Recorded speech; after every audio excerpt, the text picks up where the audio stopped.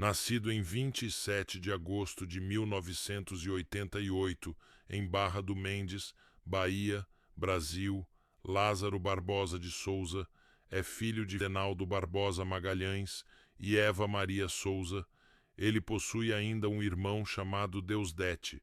Seus pais, que se casaram muito jovens e estavam sempre brigando, se agredindo e se acusando mutuamente de traição, um lar desestruturado, onde algum tempo depois, naturalmente, o relacionamento chegou ao fim e eles se divorciaram. Quando Lázaro e seu irmão eram crianças, existem fontes que citam que Lázaro foi por muito tempo criado por uma avó após o divórcio de seus pais. Com toda essa vida conturbada, Lázaro acabou abandonando os estudos. Essas informações é o que no máximo foi publicado sobre sua história quando ainda criança.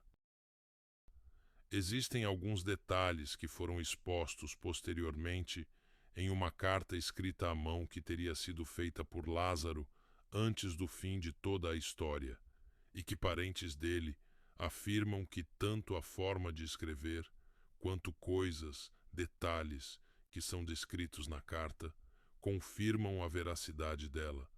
No entanto, antes de dizer alguns pontos desse documento, é importante ressaltar que não temos garantia de que ela seja verdadeira, a não ser pela afirmação de quem o conhecia. Esse papel foi achado em 25 de junho de 2020 por uma moradora do Parque Águas Bonitas.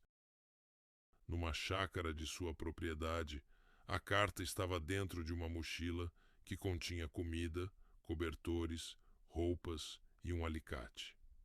A chácara fica próximo ao distrito de Girassol, em Cocalzinho de Goiás, de onde as buscas por Lázaro se concentravam. A carta está escrita em primeira pessoa, e o autor se identifica como Lázaro. Nesse texto, está escrito, entre outras coisas, que desde pequeno conhece seu pai como um homem que ficava violento quando bebia e que constantemente agredia a esposa. Supostamente, Lázaro diz que abandonou a escola para trabalhar porque a situação em casa era ruim, e mesmo assim, o pouco dinheiro que conseguia seu pai pegava para consumir mais bebida.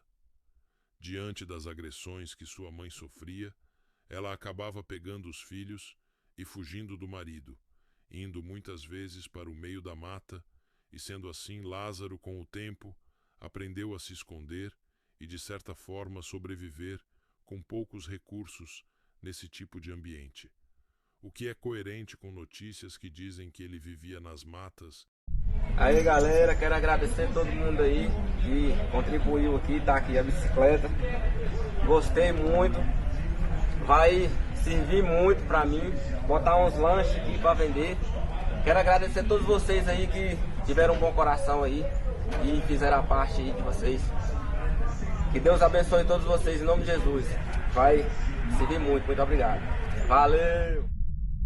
Desde de muito novo, de onde só saía para comer e tomar banho, chegando até a dormir em meio à vegetação por algumas vezes. Essa história teria desenvolvido nele um sentimento de raiva que ele algumas vezes não conseguia controlar e dando origem a momentos explosivos. Depois disso, o que temos é que Lázaro é descrito como um caçador e mateiro, alguém que conhece muito bem as matas e tem grande habilidade em sobrevivência nesses locais. Seu pai, que já em outra cidade é conhecido como um homem tranquilo e religioso, conta em entrevista que os dois filhos, tanto Lázaro quanto Deusdete, tiveram envolvimento com o crime cedo. O irmão mais novo de Lázaro, que já havia praticado roubos e homicídios, perdeu a vida em um acerto de contas em Goiás. Sobre Lázaro, ainda em Barra do Mendes, enquanto trabalhava em propriedades rurais, ainda na adolescência, ele já se envolveu em alguns crimes. Nos conhecemos a história de Lázaro após ela ser mais veiculada na mídia em 2021, mas seu passado não é muito diferente. Ele vem de entradas e saídas da prisão desde 2007, quando tinha entre 13 e 14 anos e já tinha em sua ficha criminal registros de agressões, violações sexuais, homicídios e porte ilegal de arma de fogo. Por várias vezes, ele não cumpriu suas sentenças, pois sempre conseguia fugir da cadeia ou não regressava após as chamadas saidinhas.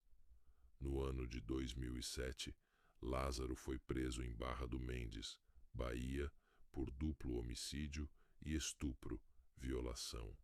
Mas apenas 10 dias após sua prisão, ele conseguiu escapar do local onde estava.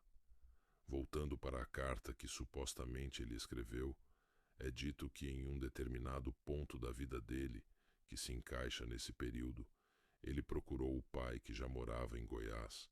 A carta tem o seguinte texto, abre aspas, com 13 anos vim para o Goiás atrás de uma vida melhor. Ele já estava aqui há muito tempo, pensei que ele poderia ao menos me ajudar, mas ele não fez isso. Me colocou para fora da casa e falou que não ia aceitar vagabundo. Fecha aspas. Desde essa época, Lázaro era considerado foragido da justiça. Até 2009, não se teve novos registros de crimes, até que ele foi preso em Brasília por roubo, estupro, violação e porte ilegal de arma de fogo. Então permaneceu cumprindo pena no complexo penitenciário da Papuda. E foi lá, em 2013, que um laudo sobre ele foi emitido. Nesse laudo, em alguns trechos, ele é descrito como agressivo, emocionalmente descontrolado, impulsivo, instável, além de possuir preocupações sexuais e sentimentos de angústia. Ainda é afirmado que os crimes cometidos estão diretamente ligados ao consumo de drogas, principalmente o crack, e abuso de álcool, ou seja, seriam necessários exames posteriores para que ele seja de fato classificado, seja como psicopata, serial killer ou qualquer outra categoria de patologia mental. O laudo já deixava claro que Lázaro precisava de apoio psicológico e que se tratava de alguém perigoso e que não respeitava a vida de seus semelhantes.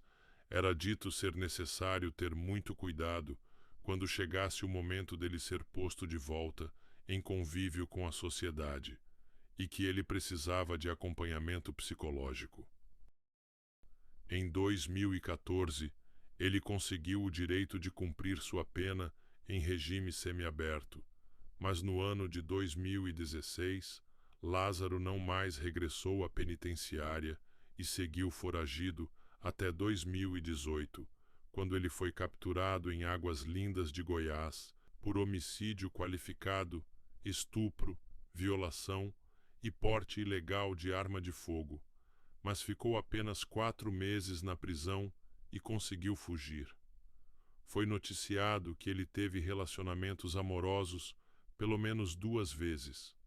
Em um primeiro relacionamento, ele teve um filho, depois já no distrito de Girassol, que fica no povoado de Cocalzinho de Goiás, ele conheceu uma jovem de 19 anos, por intermédio de uma tia dele, que é amiga da família da moça. Ela não teve o nome revelado por segurança, mas sabe-se que o casal tem uma filha de 2 anos e estava junto por pelo menos 4. Ela afirma que ele sempre foi um ótimo pai, tanto para a sua filha, para o outro filho dele, do relacionamento anterior. Ele teria passado, então, pouco mais de 1 ano sem chamar a atenção, até que em 8 de abril de 2020, ele sequestrou 4 idosos em uma chácara localizada em Santo Antônio do Descoberto, Goiás. Eles ficaram reféns de Lázaro e foram ameaçados com facas e outras armas brancas. Uma das vítimas foi golpeada na cabeça, um ferimento que causou sequelas permanentes. Depois disso, 1 ano depois, em 26 de abril de 2021, Lázaro invadiu uma casa em Sol Nascente, Distrito Federal, trancou pai e filho em um dos quartos e levou a mãe para a mata, onde a estuprou. Em 17 de maio, Lázaro invadiu mais uma propriedade em sol nascente, onde prendeu os homens em um quarto e obrigou as mulheres da família a se despirem e cozinharem para ele totalmente nuas. Lá, ele permaneceu por pelo menos 5 horas. Em 9 de junho, ele invadiu uma chácara no INCRA, Ceilândia, e dizimou uma família de 4 pessoas. 2 foram mortos no local, enquanto uma mulher, Cleonice, foi levada por Lázaro. Ela conseguiu pedir ajuda a um irmão pelo telefone, mas quando o irmão chegou ao local e acionou a polícia em cerca de 10 minutos, ela já havia sido sequestrada. O corpo dela foi encontrado 3 dias depois, a cerca de 8 quilômetros da chácara da família. Ele ainda invadiu outra chácara a 3 quilômetros da primeira. Manteve a proprietária e o caseiro do local como reféns, e, entre outras coisas, obrigou os reféns a consumir substâncias ilícitas e beberem com ele. Dessa vez, não feriu os moradores e foi embora levando alguns pertences da família: celulares, uma jaqueta e R$ 200 em espécie.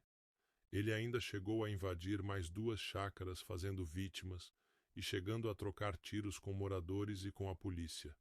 Em uma das fugas, ele roubou um carro em Ceilândia e foi até Coiuzinho, Goiás. Chegando no local, provavelmente com a ajuda de um comparsa, ele incendiou o veículo para dificultar a identificação. E sobre esse comparsa, existe uma teoria de uma rede, digamos assim, que o protegia e lhe dava abrigo, e nós falaremos um pouco sobre isso depois. Dia 16. Lázaro fez mais uma família de refém em Cocalzinho. No momento do crime, uma adolescente de 16 anos conseguiu pedir socorro à polícia por mensagem de texto. Felizmente, a família foi resgatada sem ferimentos às margens de um córrego. A operação foi tensa e houve troca de tiros. Porém, mais uma vez, o criminoso conseguiu escapar pela mata. Notícias sobre a morte de Lázaro chegaram a ser divulgadas nas redes sociais, mas logo foram desmentidas pela polícia. Ocorreram outras trocas de tiros. As autoridades diziam que ele estava fortemente armado. A força-tarefa para tentar capturar o criminoso contava com mais de 200 policiais de vários estados, cães, armamentos especiais, dezenas de viaturas, helicópteros e até drones. No decorrer de tudo isso, sua esposa dizia que estava em choque, dizendo não saber o que aconteceu na mente e no coração dele. O pai disse que a ficha não caia. E ele, que se declara evangélico, acreditava que seu filho estivesse sofrendo algum tipo de possessão demoníaca, principalmente devido à Polícia Civil ter encontrado diversos itens que seriam supostamente indicativos de que ele praticava rituais desconhecidos pela família. Havia ainda a palavra Satan, escrita com tinta spray em uma das paredes da casa, porém posteriormente foi descoberto que essas coisas não pertenciam a ele e só estavam em um local que ele usou como abrigo durante um período. Algumas pessoas alegam que membros de sua família seriam ligados à bruxaria. Às vezes citam a avó e em outras o avô, e que ele sempre carrega consigo um livro místico, dado a ele quando ainda era criança por sua avó, e que esse livro seria uma espécie de amuleto. Ela dizia que enquanto ele estivesse com o livro, nada de mal poderia lhe acontecer. Um investigador da polícia e outros integrantes da força-tarefa relataram que, de fato, ele foi visto com um livro enquanto fugia. Em entrevista, a esposa de Lázaro desmente qualquer envolvimento do marido com rituais. Ela disse, abre aspas, não acredito em nenhum ritual. Ele tinha uma fé em Deus muito grande. Foi até pregador da palavra no presídio. Fecha aspas. Quando foi no dia 28 de junho, Lázaro foi visto em Águas Lindas de Goiás.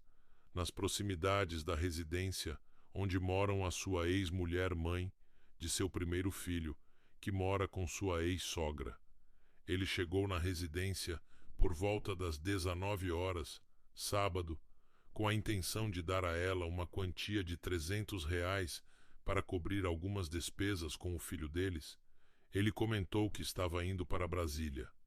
Ele saiu e depois voltou pedindo para usar o celular dela e fazer contato com sua atual esposa. Ela então emprestou o aparelho e se afastou. Por isso ela desconhece o assunto que eles trataram ao telefone.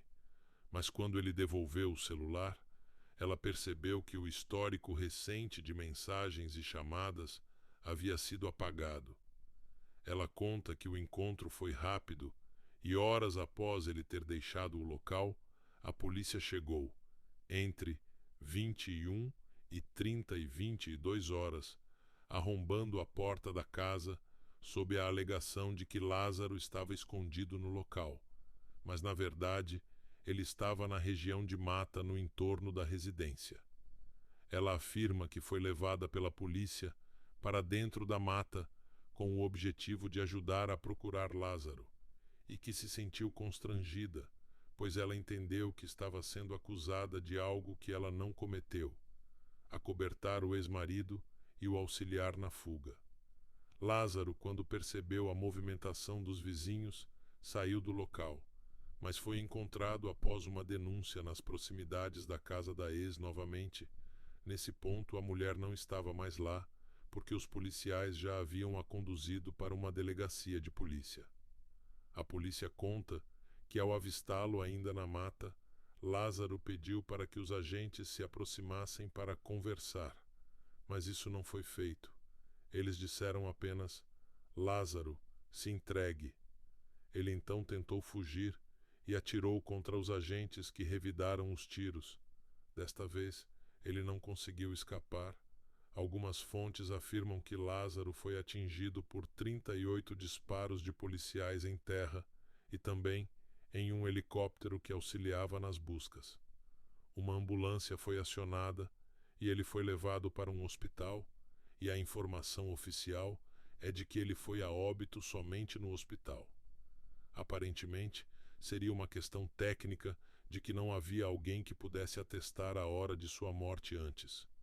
Sua esposa conta que, ao pegar seu celular, viu que haviam 3 chamadas perdidas do número da ex de Lázaro. Ela retornou pensando se tratar da própria mulher, mas não foi atendida. Alguns minutos depois, ela recebeu mensagens de áudio e texto por aplicativo, e nessas mensagens, Lázaro dizia que a polícia estaria o acusando de crimes que ele não havia cometido. Ela pediu várias vezes que ele se entregasse, chegando a implorar, mas ele disse que não o faria. Ele chegou a pedir que a esposa levasse a filha deles de 2 anos até a mata para que ele visse a criança, mas ela recusou. Ele disse que iria embora e finalizou o contato. E esse foi o último contato de Ellen e Lázaro. Na mesma carta mencionada antes nesse vídeo, Lázaro diz que ninguém o pegaria, mesmo que ele tirasse sua vida por aí. Sobre essa questão dos crimes que ele não teria cometido e a motivação de seus crimes, existe uma teoria que fala sobre uma rede de pessoas que se beneficiariam com os crimes de Lázaro e seriam responsáveis por ajudá-lo em fugas, oferecendo abrigos e encomendando crimes.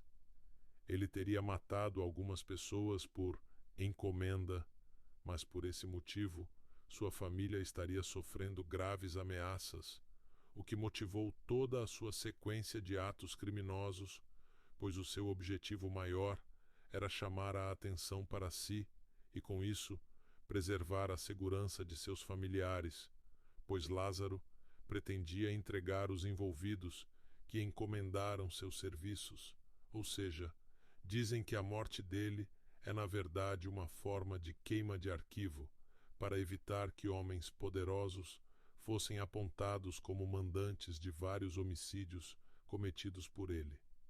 O que fragiliza ainda mais a história, onde afirmam que ele teria apoio de forças sobrenaturais para escapar da polícia.